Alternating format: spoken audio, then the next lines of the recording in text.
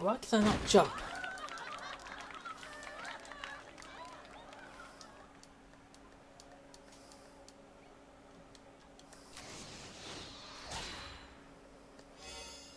Okay, now I can. There we go. Break through the tape.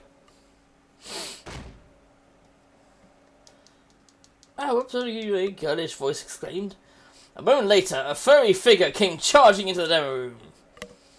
Cat fell silent at the sight of a young woman in a cat costume. Cat girl panted visibly. Her arms were loaded with cardboard boxes. You're late, you know. What the heck have you been doing? When you come in like a paw, he vanished to the end of the back room. Chubby cheeked girl wrapped up for the magic routine and hurried after them. The audience stared at the now empty stage in confusion.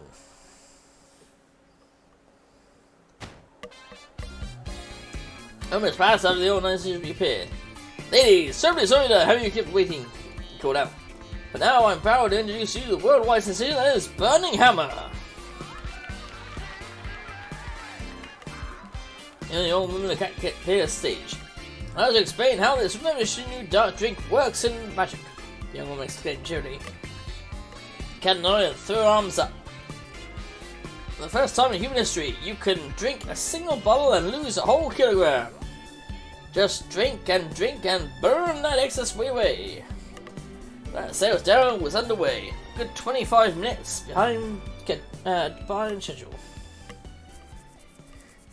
5 minutes into the presentation, things began to go awry. An angry clamour filled the room. What are you trying to pull? I believe you actually trying to sell some of this.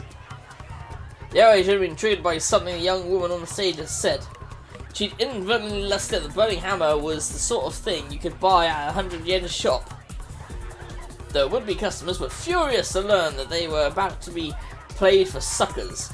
Most of them immediately tried to storm out the room. Now the organiser, the full-figured young woman, and the woman in the cat costume were at the door, doing their best to hold back the tide. Things had gone pretty interesting, really. He pulled out his digital camera and started firing off snapshots of the angry crowd. Some modern digital cameras come with a remarkable ability to automatically trigger the shutter when the subject smiles. This function also works if the camera is presented with a TV or photo image of someone smiling. There are even cases of cameras recognizing the faces in wood grain or ceilings. After all, if we can make faces out of the wood when we're gazing lazily up the ceiling, we can't fault a camera for doing the same. Fortunately, their frenzy was so intense that he soon caught up with the flow and pushed out of the room. Fine, I guess I just need some interviews instead of taking pictures. Excuse me, he asked one woman, would you mind if I asked you some... Shut your mouth! Oh, Jesus! Remind me a little bit about... Don't you talk to me! Could I get a word on... Unbelievable, just unbelievable! The woman was so enraged that Minorikawa couldn't get any of them to give him the time of day.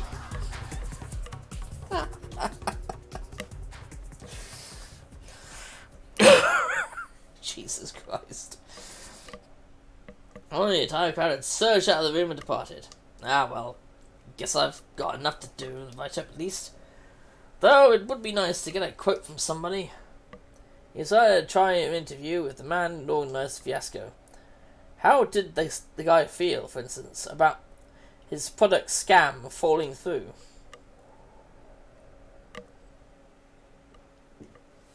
Anyway, the event, Minorikawa passed by the cat mascot.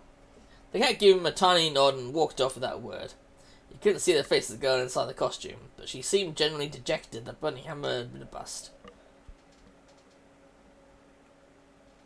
Hey, I'm Minorikawa, freelance reporter. I was wondering if I could have 5 minutes of your time. The organizer sat alone in the midst of his ruined displays.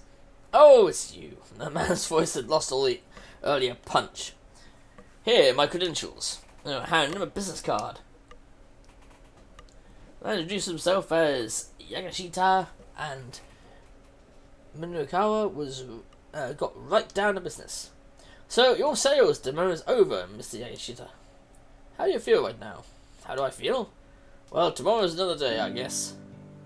I was impressed by the guy's candor. Actually, wait a minute. If you can sell memberships to that club that he's a part of, and he only goes for that one girl, he could sell his membership and pay off all the debts. I'm just surprised to hear that, he said. I figured you'd be more disappointed. Oh, I'm plenty disappointed. I took a big gamble here to repay my debts, and I lost. She didn't seem to be trying to hide anything. Debts? Is that what I'm going to ask? There was a girl I was in love with, she said. I wound up spending everything on her. He stared wistfully into the distance. Ah, interesting, she said. You wouldn't be the first man to go to such lengths for a woman. Yeah, she said, I suppose not. A rueful smile crossed his lips. This guy didn't strike me as some dyed-in-the-wool scam artist. But I decided that it was time to stop feeling sorry for myself, she went on. There are plenty of people in the world who have it way worse off, you know? Oh, it's good he's actually seen that way, because that is a fact. You got that right. Not in agreement. So I just figure, well, as long as I'm still alive, maybe another opportunity will come my way. A more earnest smile broke through Yoshi's forlorn expression. Like, I wish Toyama could have been there to hear this fellow. I have a friend who's in an incredible amount of debt myself, I said.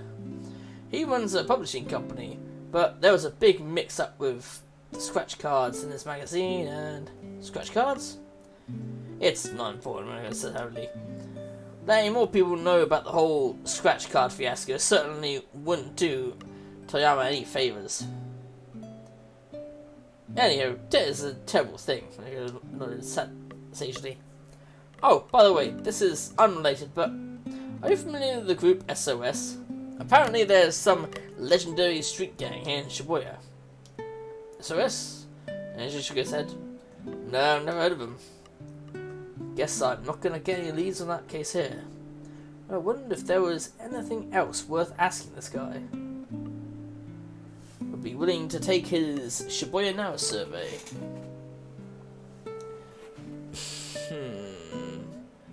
How about the Shibuya Now survey? Because he might need to get more things from it.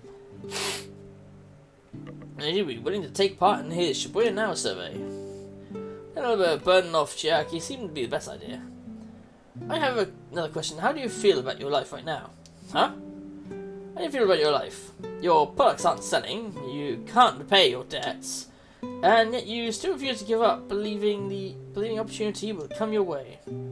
How do you feel about all that? He paused in thought. I'd say I'm a pretty lucky guy. I was taken somewhat aback by that response. I haven't been able to sell any burning hammer, and sure, I can pay off my debts, but even so... she looked Minorikawa right in the eye. The two cute young girls I've got working for me have stuck with me through thick and thin. Sometimes, maybe you just need to be content with something like that, you know? That was refreshingly forthright, Minorikawa was surprised. And I mean, so what if I've got debts? And she went on. In the long run, none of that really matters. Not really. There was a knock on the door. Oh god, it's the Yakuza, isn't it? Oh, excuse me a moment. Yes, she said. I wonder who that could be. He opened the door and his face froze. Damn! Wasn't quite quick enough. Mr. Minorikawa? Yes? You'll have to pardon me. I've had a little something crop up here. So, if you don't mind... Oh, sure, no problem. I've got other interviews I need to get to anyway, so I'll just... Yeah, he wasn't out of the door before... Oh, he was out of the door before he could even finish. So in the hallway, we could faintly hear voices from the adjoining demo room. It sounded like Minorikawa and two other men. I couldn't make out any words, but you could tell they were arguing about something. It was probably some consumer complaint against one of his products, or an issue with a client company. Something along those lines. Man, people who run companies sure have it rough. No, they don't. Well, maybe if they're small, but not if they're big ones, no. You hang in there, Mr. Yashida.